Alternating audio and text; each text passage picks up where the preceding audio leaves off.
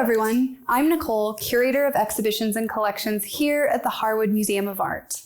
Welcome to the exhibition walkthrough of Contemporary Art Taos 2020, in which I will be taking you on a brief overview of our newest show and will be joined by a few of our guest artists. This show consists of 24 artists and 8 original commissions, all of which were chosen from an open call process. The open call saw over 300 submissions from the Taos community. The jurors included myself, Dakota Hoska, Associate Curator of Native Arts at the Denver Art Museum, and Douglas Dreishpoon, the Catalogue Raisonné Director at the Helen Frankenthaler Foundation and Chief Curator Emeritus at the Albright Knox Gallery. Rather than attempting to create a definitive list of the best working artists in Taos from this open call, we elected to bring together a group of artists creating significant works in diverse mediums and perspectives. The work chosen ranges the spectrum of creative practices. It permeates into visual culture with printed posters and graffiti art, includes work with folk and craft roots, as well as work from the fine art traditions that have made Taos famous. The result is a show that reflects that breadth of artistic practices in contemporary art and the talent that continues on alive and well in the contemporary Taos art colony. Before we begin, I'd like to thank my install team that worked particularly hard on this installation that was riddled with pandemic problems. Jeff, Mary, Katie, Jana, and Chris, thank you so much for all of your hard work. I'd also like to thank each artist that applied for the open call. We're so grateful that you shared your artwork with all of us. Now, let's begin celebrating the Artists of Contemporary Art Taos 2020 with our first artist, Sarah Hart. Sarah Hart is an artist that has very much become a part of the visual language of Taos. She's created countless posters for local bands, art gallery openings, and other projects that are happening in the area. Her aesthetic is very recognizable, always very simple, often with animal imagery, a very DIY punk rock sort of roots. She always uses recycled materials, including a lot of PBR boxes and LaCroix boxes that are usually gifted from her friends.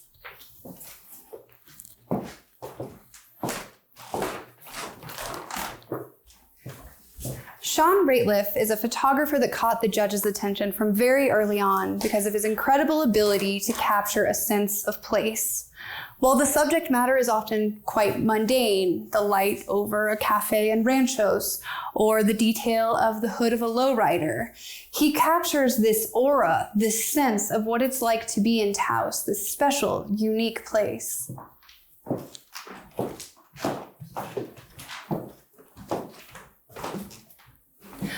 Monique Belitz uses a very different strategy for her storytelling. With this map-like depiction of places, she captures cultural and geographical narratives.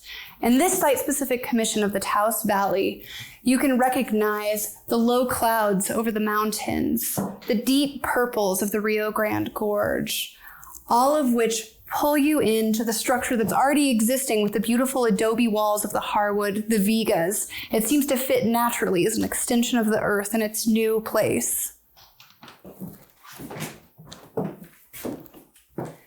Katy Kidd is an artist who is more frequently seen on the streets than in a museum. She's actually mostly a graffiti artist. And in this piece, she's actually wheat pasted our walls. Katy's strategy as an artist is to take images from mass media or popular culture to bring you into more serious conversations. So here she's used a photograph that she took in Myanmar of a Buddhist statue and overlaid it with the words Bismillah, which are the first words of the Quran from the Muslim tradition. Katy, whenever she visited Myanmar, learned about the Rohingya genocide that was taking place at the hands of the Buddhist Myanmar people. And in this work, Bismillah calls out, but no one answers the calls from the Muslim people. Nina Silverberg reaches deep into her Finnish folk art roots for the art practice that she brings. In this work, she's using felting, which is a medium that existed before sewing or weaving in our human history. In this piece, Reach, she depicts the different manifestations of what it is to be human. We have some creatures that are very stoic, very still. We have some that are kneading, that are reaching out to you from below. We have some that are jubilant and expressive. All of this reveals the artist's hand in that process of felting as she pulls and pulls to create the shapes and textures of each creature.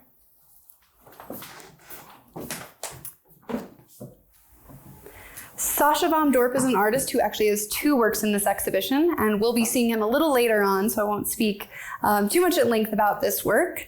Sasha has created a machine in his studio that creates ripples in the machine with the generation of light and sound pulsations. With that, he takes photographs to create these beautiful psychedelic, super colorful works that you see here. And our first guest artist, Kathleen Brennan, will be joining us next as she tells us about the beautiful documentary that she's brought for this show. Hi, I'm Kathleen Brennan, and I'm happy to be part of the Harwood exhibition here, Contemporary Art Taos 2020. I've been a lifelong photographer, and I've lived in New Mexico in Taos now for almost 30 years. I came to New Mexico in the early 70s and am a graduate of UNM Albuquerque with a fine arts degree in photography. About 10 years ago when the digital cameras went HD and could start doing video, I decided that maybe I should try my toe in that. And so I went back to school at UNM Taos, and I studied with Kelly Clement and a couple other people there and learned documentary filmmaking. That led to doing a lot of short videos for the Harwood here and to support exhibitions and to start moving into the video world. So my work tends to regard things that most people miss or tend to ignore, and I like to go to the places that scare me and also scare most of us. Drought, burning landscapes, the impact we have on our natural world, illness, and the continuous cycle of life and death. It really helps me to understand the world that I live in, and it draws attention to the more subtle but powerful events that are continuous through life. This video piece that I've done for the Harwood show is called The Last Supper Stew, and it recounts the passage of a woman who voluntarily stops eating and drinking. It's also referred to as VSED, V-S-E-D. And she did this in order to end her life. I met Cynthia Homeyer for a film that I was making here at the Harwood about Black Mountain College and its New Mexico connection. That was curated by Gina Brenneman back in 2010, I believe. I interviewed Cynthia for that film, and we became really fast friends. After a month or so, she asked me to be her person, as she was widowed and had no children, and she needed help to navigate her elder years. She was legally blind, she was a poet, she was a potter, and she was a very friendly face around town. A lot of people will recognize her. Cynthia and I had a deeply personal connection, and as I commuted over the years from trusted friend, I became the daughter she never wanted, and that always made us laugh. I knew when I signed up to help her that she wanted to end her life on her own terms. She was a great believer and contributor to the right to die, compassionate choices, and attended death cafes here in Taos. And after a tumor removal in 2016, Cynthia never felt well again, and her eyes diminished to the point of so much difficulty getting around on her own. She also lived with constant pain and dizziness. In February of 2019, she told me she was done and saw no reason to continue living this way. She would start her journey on April 1st and be done before death and taxes on April 15th. So this is a glimpse of her dying with dignity on her own terms. You meet her, fall in love with her, and lose her in 9 minutes' time. I thank the Harwood, Nicole, Juniper, the staff, and all the volunteers, and all you supporters who continue to support this Harwood Museum. Without it, I know I would be lost, and so many of us would, so thank you. Thank you so much, Kathleen. Our next artist is Maria Samora, a jewelry artist here in Taos.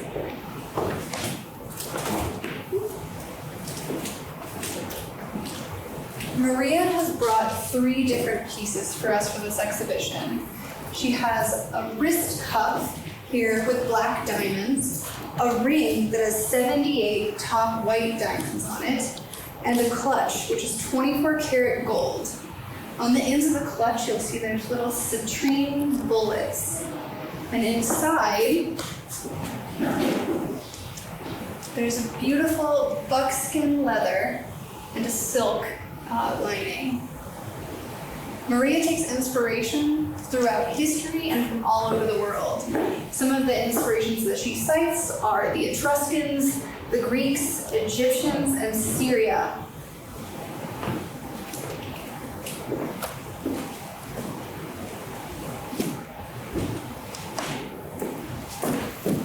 This artist is Jess Peri, a photographer.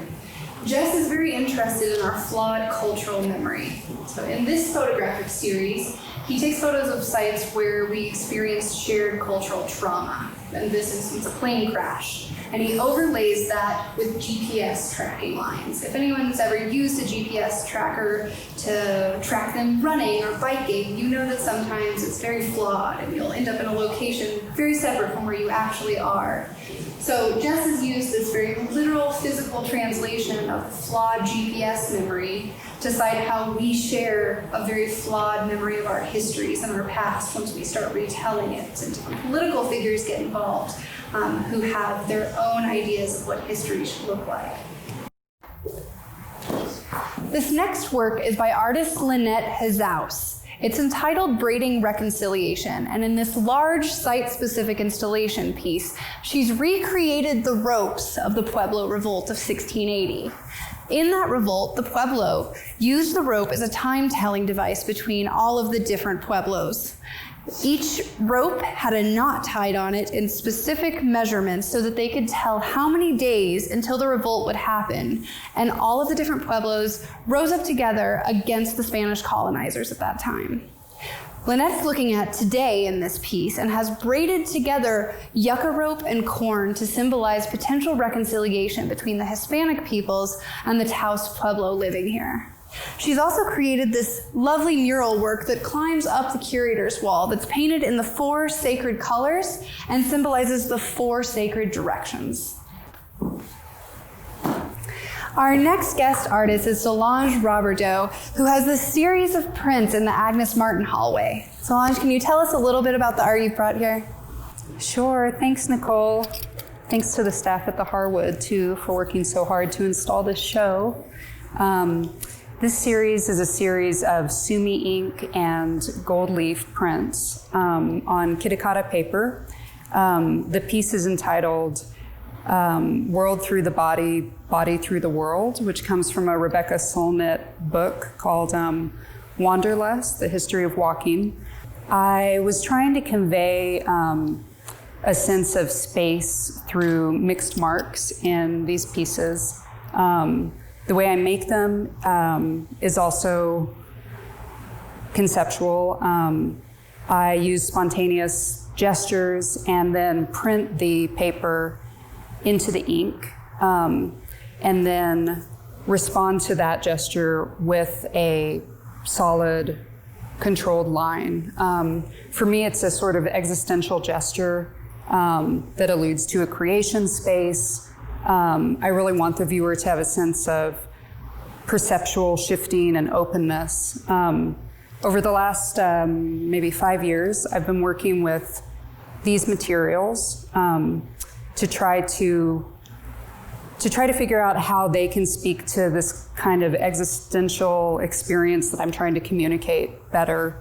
So this is gold leaf, and I'm attracted to the sort of human connotations and value that we put on gold, but also I'm just really attracted to the quality of the leaf and how it can contribute to this visual, perceptual kind of tension in the work.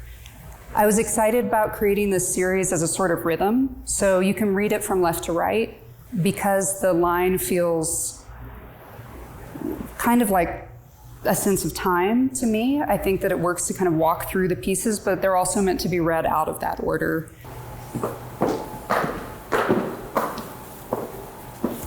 Our next guest artist is Sasha van Dorp. Sasha has two works in this exhibition, one of which is the photograph that we already saw in the first gallery. The other is an immersive installation work that's in the Harwood's auditorium right now. Sasha, can you tell us a little bit about your work? Thanks, Nicole. So this is a piece that I call the Rain Room, and it's a combination of the auditory, the visual, and the tactile perceptions kind of combined into one experience. I'm really fascinated with energy, and because of that I work with vibration, which is sound and light, and I like to kind of explore the interplay between those two parts of our energy spectrum. Anyway, this is the Rain Room, and I hope that you can come and see it in person because it's a piece that's meant to be experienced and not really seen, but why don't you guys come on in and check it out.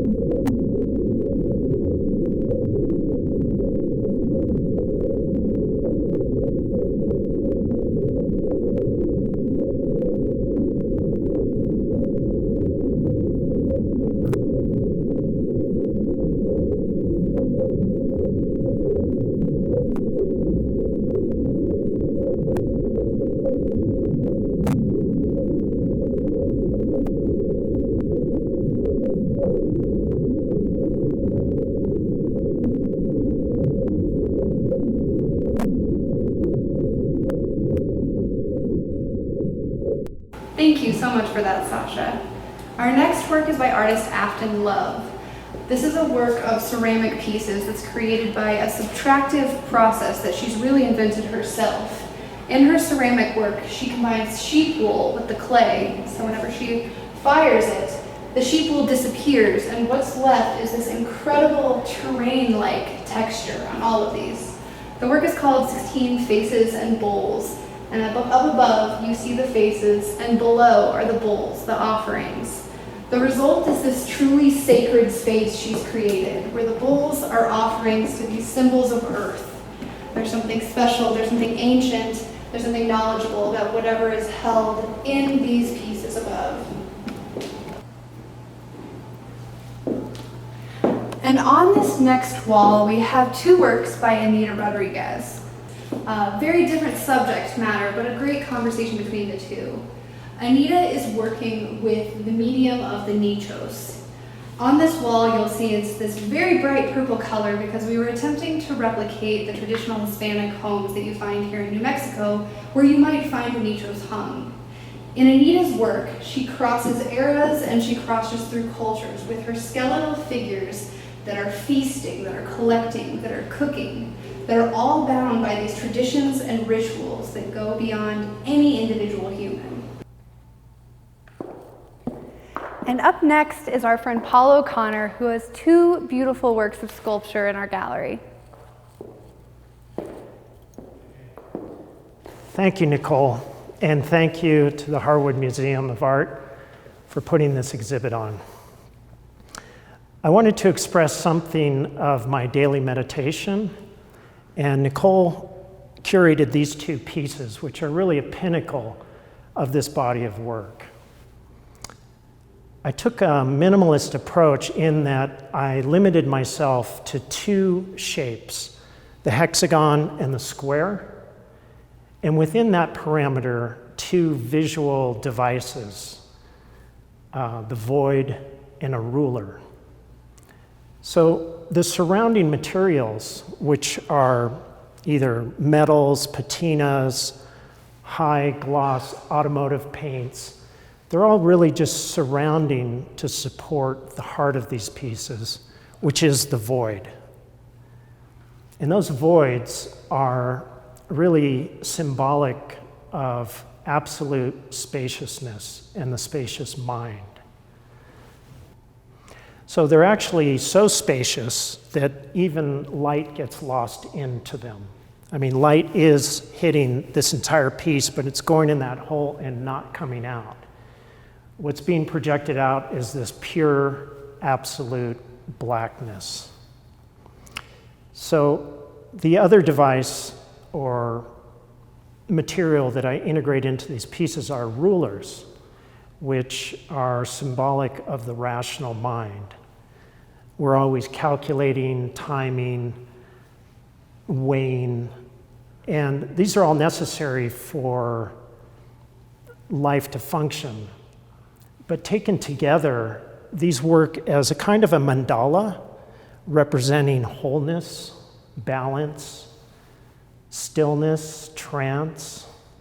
And it's all leading you to that central place of purity and pure awareness. So it's that irresistible black that keeps me going in the studio, wanting more. And I really look forward to you being able to see these and the rest of the exhibit. It's truly fantastic. Thank you, Nicole. Thank you so much, Paul. The next two pieces by Jan Sessler are a place of quiet meditation in this exhibition. Both works consider the relationship between nature and mankind in two very different mediums. This work is a mixed media work that includes some collage elements and painting, and this is a sculptural work created out of impression. Both include found waste objects, and both are considerations of that waste object in our contemporary planet. But Jan doesn't really beat you over the head with any sort of message. It's really just an invitation to come in, spend time, and consider what that contemporary place is. Next up, we have J. Matthew Thomas. Matt brilliantly combines lived experiences to create these two works.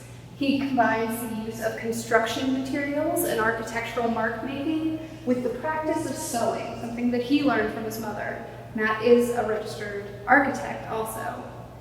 In combining these two, he really considers the gendering of different practices, building as masculine, sewing as feminine, and combines the two to really provoke the absurdity of that binary understanding of our different actions in life. The effect is this beautiful minimalist sculpture that's fun, that's engaging, that's thought-provoking. This specific shape right here is actually a mark made by architects. And here on this pedestal is the second piece of the work, which is a concrete block that's been sewn out of felt and pillow material. So the very hard object becomes soft. Hi, my name is Nikesha Breeze, and I am an interdisciplinary artist and painter.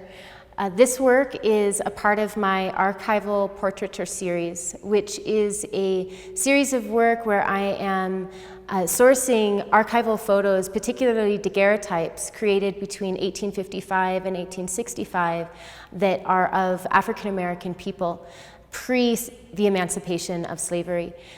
These photos are incredibly rare, the very first photos of Black people, and all of them are anonymous. And this work that I'm doing is about reclaiming those anonymous voices and reclaiming these lost histories. Each of the images are full of story, and yet in our own history we don't know their stories. And so this work is about reclaiming those voices. The materials and the presentation of the work is all based on old daguerreotypes and these honored jewel boxes. And so I've created large-scale jewel box frames to hold these really precious images. I'm super excited to have them here. Thank you. Thank you so much for that, Nikesha. Brian Shields, abstract artist who works on this giant scale. He does beautiful representations of nature in a lot of his work, including this one entitled Spring. When I first came here, I was told that there's a wildness about the nature here in Taos, and it's something that encompasses everything we do and is a part of our lives all the time. And I think this work, to me, is exactly about that. It's wild, it's energetic, but it's still controlled, it's resolved. It's large, it's colorful, it's moving, but it's all with purpose and harmony. Terrie Mangat, the queen of embellishment as she's known, has created this work, Stork's Nest. This work combines such masterful technical sewing skill. Each one of these pieces are hand-sewn onto the surface, and most of the things you see here are hand-sewn, apart from some of the background work that she uses a machine for. Terrie pulls embellishment from highbrow to lowbrow culture without any sort of nod to hierarchy. Some of her work she's collected from trips to the market in India, some from the Rio Grande Gorge vendors. And this particular work, if you look close, you can see that she's actually sewn in these tiny little baby dolls. Her work is really an incredible balance of adroit skill and a lot of fun. It's adventure. The more you look at it, the more you find, and you really experience the joy that Terrie has when she's creating her art. Sarah Stoller was one of the most masterful oil painters we saw in all of our juried practice. Coming from a background of abstract painting, you can see she uses these giant fields of color, like this green here, and is willing to let the paint drip and create all of this expressive waterwork at the bottom. She's not restrained by her subject matter or representation. At the same time she's creating this masterful color work, she's also examining the complex representation of the female psyche. Her work shows young, it shows old, it shows sexual, it shows powerful, it shows the person being viewed and the person viewing back. She really accomplishes all of this with a lot of dexterity and ability to experiment, as you see where things sort of leave the gravity that they should hold, or the planes that they would normally hold with physics, and uses all of that in her palette to create the representation she's looking for. Dean Pulver is a woodworking artist that constantly invokes the question, how? Every person that I see come into the museum to view his work wonders at how he made his medium behave this way. The way that he seamlessly gets wood to bend and glide into the works that he's created are mesmerizing.